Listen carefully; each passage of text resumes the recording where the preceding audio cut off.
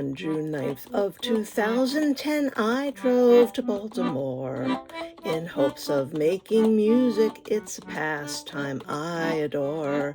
To play some chords and fiddle tunes, I drove to Lovely Lane. It wasn't my accordion, which soon would give me pain. Summer in a sling, I spent my summer in a sling. I couldn't swim or dance or play or do most anything. All summer plans were put on hold, to memories I cling of stuff that I could do before my summer in a sling.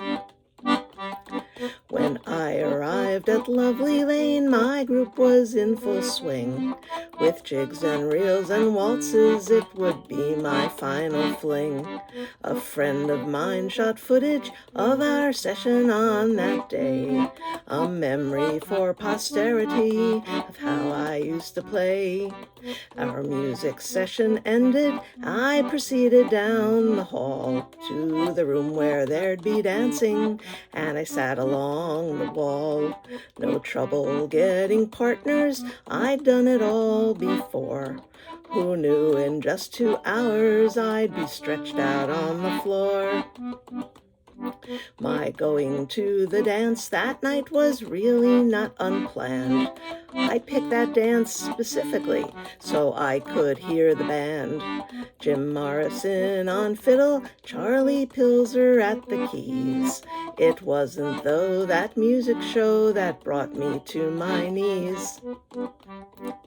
Summer in a sling, I spent my summer in a sling. I couldn't swim or dance or play or do most anything. All summer plans were put on hold, to memories I cling of stuff that I could do before my summer in a sling. I thoroughly enjoyed myself. 2 hours quickly passed. I had all kinds of partners. Some were gentle, some were fast. But then that last guy twirled me hard right after we'd swung round. I quickly lost my balance and went hurtling to the ground. They gathered all around me, offering comfort and advice. The S shape that my wrist took said it needed more than ice. The ambulance attendants, they had nothing for the pain.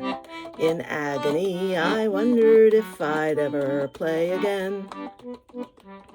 In surgery 5 days later, Dr. Osgood worked his charm. An external fixator was implanted in my arm. Oxycodone 8 weeks later, when they pulled out all the screws. But even such strong medicine just couldn't cure my blues. Summer in a sling, I spent my summer in a sling.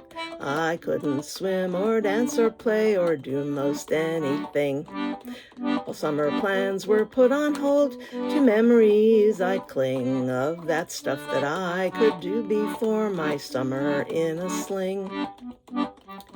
They sent me for hand therapy to rehabilitate, to stretch out all my tendons and to make my fingers straight.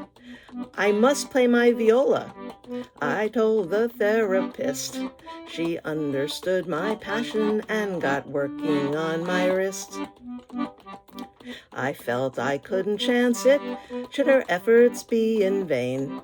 I needed to play something so I'd feel like me again. I thought about the trumpet, but I couldn't deal with spit. And then I thought of cello, 'cause the hand position fit. And so I bought a cello from shopgoodwill.com. It came with case and rosin, but no teaching CD-ROM. I can't read cello music, but I made the change with ease. It's just a big viola that I hold between my knees. Viola between my knees, it's a viola between my knees. It was a great salvation and it put my heart at ease. That need for making music is perhaps a strange disease, but I know for sure I'll never seek the cure with that viola between my knees. So now it's 12 years later, and I haven't lost my knack, but I've grown a full and shorter from that cello on my back. I can't play my viola the way I used to play, but I love my goodwill cello, and I know I'll be okay. I'll be no Rostropovich, no Ma and no Dupre, but all I ever wanted was just a chance to play. When someone lets me join a jam, the music will be grand, and there's always room for cello in Glen Echo's open band. Summer in a sling, that meant a summer without strings. That fateful twirl that flattened me, it really clipped my wings. It changed my life forever, but it brought me one great thing. I'll be forever grateful for my summer in a sling.